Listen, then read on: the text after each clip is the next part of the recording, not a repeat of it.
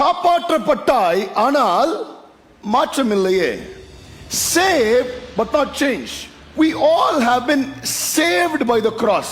But my question today is, சிலுவையின் நிமித்தமாக நாம் அனைவரும் காப்பாற்றப்பட்டிருக்கிறோம். ஆனா என் கேள்வி என்னன்னா, இந்த சிலுவை நம்மை மாற்றி இருக்குதா?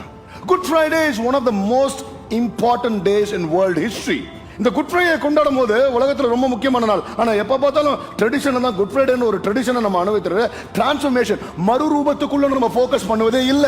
கர்த்தரனை ரட்சித்தார், கர்த்தரனை மன்னித்தார், ஃபேண்டாஸ்டிக். சிலுவை எனக்கு இதை செஞ்சது, சிலுவை எனக்கு அதை செஞ்சது, சிலுவை எனக்கு மறுவாழ்வை கொடுத்தது.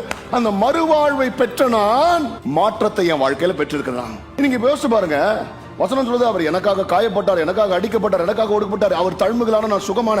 And by his stripes I am healed, I am made whole.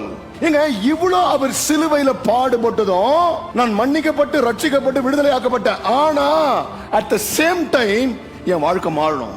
I've been saved by the cross, but is it changed me? என் வாழ்க்கையில என்னுடைய ஹேபிட்ஸ் மாறி இருக்குதா, என் குணம் மாறி இருக்குதா, என் pride போயிருக்குதா, என் அன்பு மாறி இருக்குதா, என் forgiveness மாறி இருக்குதா? So always we are talking about what the cross has done for me, but what is the cross doing inside me?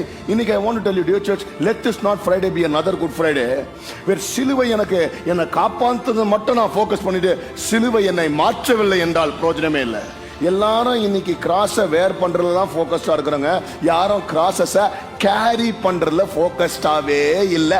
ஏன்னா அது நமக்கு வேண்டாம். சிலுவை உன்னை காப்பாற்றி இருக்குது. நம்ம ரட்சிக்கப்பட்டோம், பாவங்கள் எல்லாம் மன்னிக்கப்பட்டது. ஆனா இந்த சிலுவை உன்னையும் என்னையும் மாற்றுச்சுன்னா அப்பதான் இந்த சிலுவையின் முக்கியமான நோக்கமே உன் வாழ்க்கையிலும் என் வாழ்க்கையிலும் நிறைவேறி இருக்கிறது.